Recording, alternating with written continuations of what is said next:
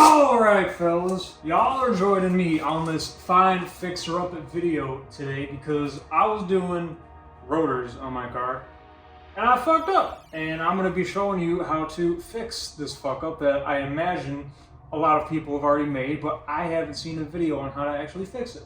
And I fixed it.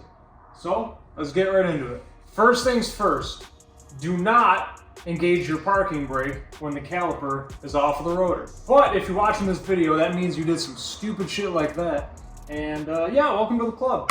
What happens when you do that is this right here piston falls out of the whole caliper. Ideally, you don't spill fluid everywhere. What you're going to want to do is get your can like this, pull this rubber out, and let the fluid splash. You're going to want to crimp off this line right here.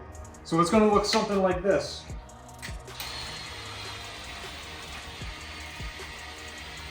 It's gonna go pop just like that, and it's gonna come out just like that. That's what she's gonna look like. Now this dealio right here is what screws in and out, engaging your parking brake. So I'm gonna take this off actually. Just a little grommet right there. And I'm gonna screw this bad boy back up there.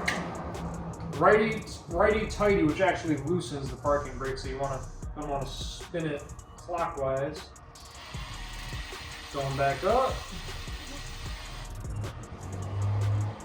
Boom. Put that bitch all the way in. Now what you want to do, holy shit. Now what you're going to want to do, you're going to want to put this on the right way. I'm sure you can get new piston seals if you want. I'm not doing that shit because I got to drive my car home. What you're going to want to do, you're going to want to grab a little rag, ideally not as dirty as this, but I've already been using it. You're going to clean that piston up nice and tidy like. Now what you're going to want to do before you put the piston in, get this little skirt grommet, whatever you want to call it.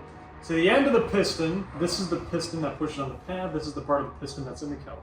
Get her to the edge of the caliper, then you want to work this grommet into that little groove because it's impossible to do when the piston's actually in the caliper.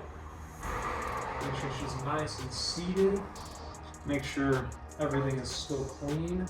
Now, it's not really going to go in all that smooth because there's no brake fluid to lubricate the seals. That's fine though. Alright, one thing I did miss in the video, when you go to push this piston back in, you need to loosen this bleeder screw to let the air that's trapped in here out. You gotta have a path for that air to exit.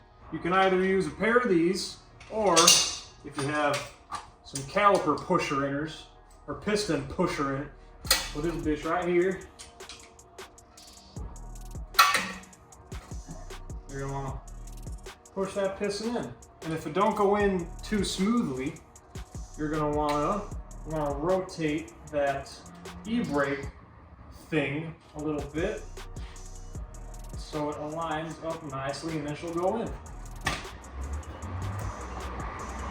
It'll automatically set that seal around that piston on the outside, and you're freaking good to go. I am gonna do a full fluid flush now because I haven't done a brake fluid flush in about 5 years since I've owned this car, and it looks like dog shit. So I'm gonna get to that. If it doesn't seal, for some reason, if the seals are shot in there for whatever reason, there's gonna be more to this video. But if not, it's just gonna end right there and do your basic bleeding procedure. You can't just do the foot brake method and have someone back here opening and loosening the bleeder screw. You have to have a pressure bleeder, and it has to be around, I think it's like above 21 PSI.